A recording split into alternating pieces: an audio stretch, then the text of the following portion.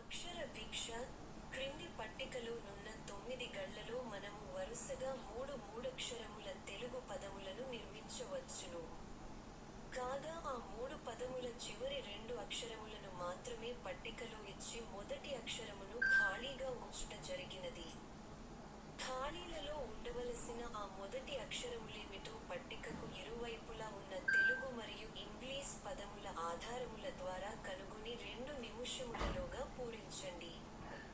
ఒకవేళ 2 నిముషములలోగా మీరు పూరించలేని ఎడల అటుపై మేము పూరించి సమస్యను పరిష్కరించగలము.